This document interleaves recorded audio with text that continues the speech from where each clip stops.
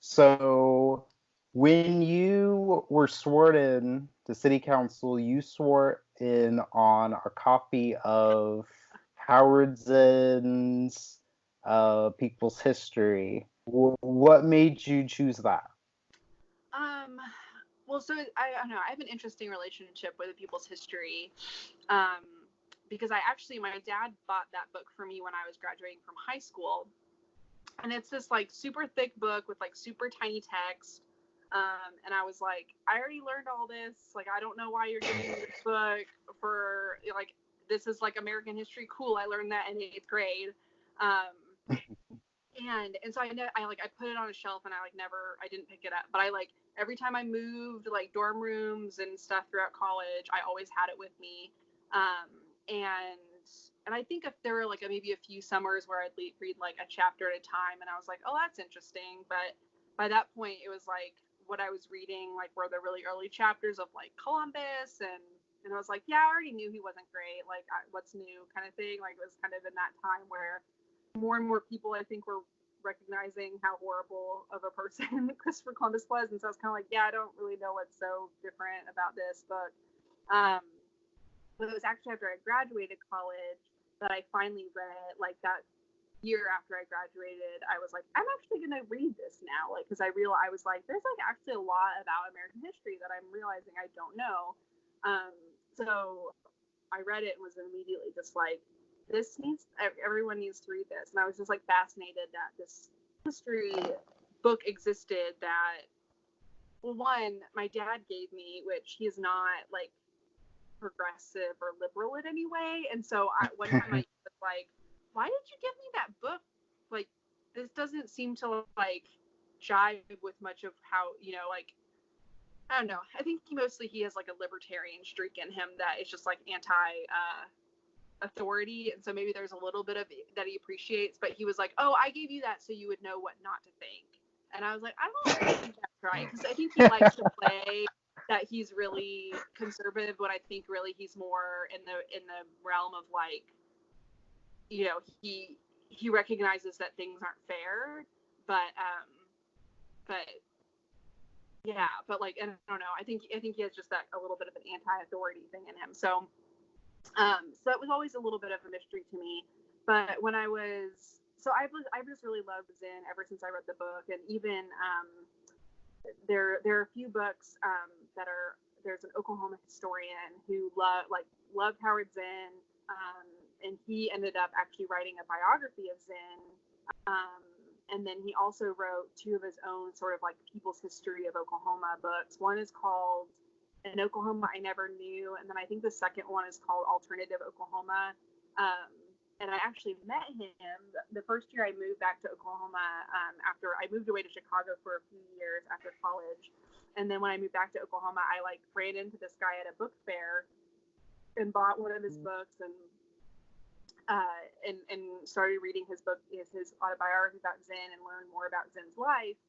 Um, and just recognizing that like there's so many more stories that exist beyond like the typical narratives that like mainstream culture gives space for. So whether it's through education or just through our own narratives about that we consume through our various media channels.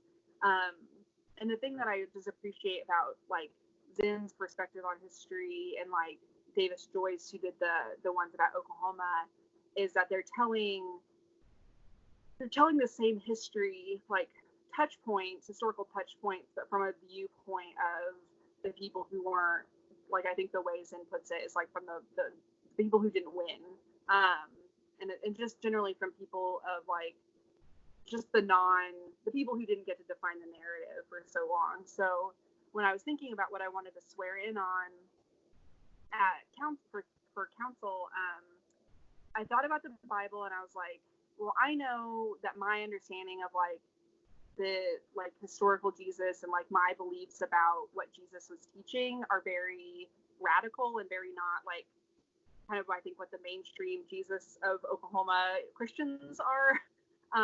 But like that book doesn't mean as much to me as it used to, and I still feel a strange relationship with it. And so I was like, I don't want to do that. I thought about the Constitution, but was also kind of like, yeah, but this was still written by a bunch of white guys who, like, property, like, owning and protecting their property was like the main thing they were interested in. They just didn't want the other old white guys to have authority over them, but they were and so I felt weird about that. And then it kind of just struck me that, like, so much of my campaign and so much of what I want my time at council to be about is, like, bringing those different perspectives to the table. And, like, so much of my campaign was, like, there are so many people in our city who have not been represented at council or in city leadership, and we need more people bringing those voices. And so it just, like, occurred to me, like, oh, that's the book, like, that's the thing, like, is you know, the perspective of our city from people who don't have a home, or people who don't own a car, or people who aren't documented, or like, those are the perspectives that, like, in 50 years, like, a Zen-like person is going to write a history about Oklahoma City, and, like, that's what they're, you know, if they're going to write history from a perspective of Zen, like, those are the things that they're going to write about, and that's, like, what I want my time at council to be about. And so it just kind of made sense to me that, like, as a reminder of, like, who I was elected to serve, and what I should, like, keep as, like, a like, the core of, like, what I do at council, just felt very, because, like, to me, that's, like, why people choose the Bible or why people choose the Constitution, is, like, here's the thing that they want to be faithful to, the thing they want to, like, the ideas or the values that they believe this book to hold are the things that they're swearing on. They're saying that this is the thing that's holding me accountable, whether it's, like, the law or their understanding of God. And I was like, well, really, it's like, I want to be the person, like, when people look back on Oklahoma history, like, that I was the person representing, you know, people who didn't have a voice and didn't have all the power in the room. And so it's definitely gotten me. I have apparently, like, an honorable mention in a book. There's an anti-Zen, the best name, like, idea or descriptor I can come up. She's, like, an anti-Zen academic. And she's, like, her whole, like, academic career is about discrediting Zen, and she wrote a book about him, and apparently I have an honorable mention on, like, the first page. She was, like, I guess, so her point is, like, all of these, like, young people are, like, rediscovering or discovering Zen and, like, his radical ideas about America, his anti-American ideals or something. And she's like, there are even people using him to, like, swear in their, you know, at city councils, or I think there was a district attorney or an attorney general somewhere in the Northeast that quoted him in her, like, inaugural address or something. And so she brought up that person as well. But yeah, it's gotten me some hilarious Twitter fodder, at least. And I guess I'm in a book now. So I guess I'm getting what I wanted. That's cool.